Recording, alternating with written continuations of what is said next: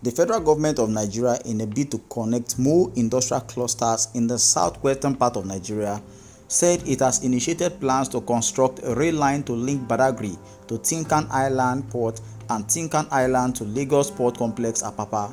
The government noted that the proposed railway line will also link Lekki to Ijebu-Ode and Ijebu-Ode to Kajola, which will connect the route from Lagos to Kano and Kano to Maradi. The government also went ahead to note that the development of a modern, safe, secure and sustainable transportation network was a priority of the current administration. According to him, the newly commissioned project and several others undertaken under the Rail Modernization Project are targeted at accelerating the realization of the renewed hope agenda of the current administration. The government also went ahead to say that the restoration of freight services will bring down the cost of transportation, reduce the cost of doing business, save the roads by reducing the menace of road traffic accidents, and boost the country's GDP. Also recently, the government commissioned the narrow gauge freight services from Dala Inland Dry Port to Lagos Port. The fixing of the narrow gauge for freight from Lagos to Kano was carried out as a quick win to ensure the restoration of freight operations to the famous city of Kano as the commercial nerve of northern Nigeria without interrupting the ongoing construction of the standard gauge railway line. In this regard, the Ogun State Governor noted that plans by the federal government of Nigeria to connect industrial zones in the country through rail lines, if successfully implemented, will reduce pressure on the nation's highway and prolong their lifespan. The governor also noted that the resuscitation of the narrow gauge from Ibadan to Abuja, when completed, would give investors the opportunity to wheel cargo all the way from Lagos to Kano State. The sole aim of constructing this railway line is to connect the Lekki Deep Sea Port to the Ogun State Inland Dry Port and further to Kano in northern Nigeria. Recall that promoters of the Lekki Deep Sea Port some time ago noted that they needed $800 million to link the multi-billion naira project to the rail line in the country.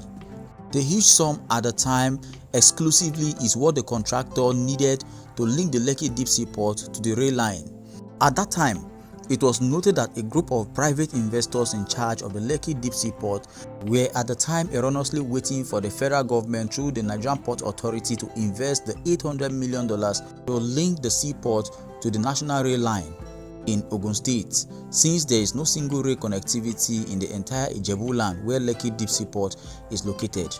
The $800 million was vehemently rejected by some powerful members of the Federal Executive Council at the time because it was unbudgeted for, as at the time of conceiving the project, and considered a fundamental flaw by the private investors that promoted the project.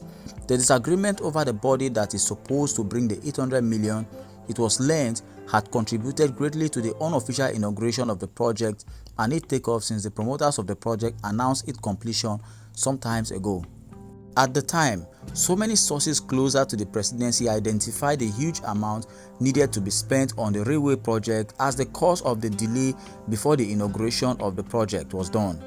The Lekki Deep Sea Port is a joint venture project between the federal government, which is being represented by the Nigerian Port Authority, the Lagos State government, and a Singapore-based investor, Tolaram Group.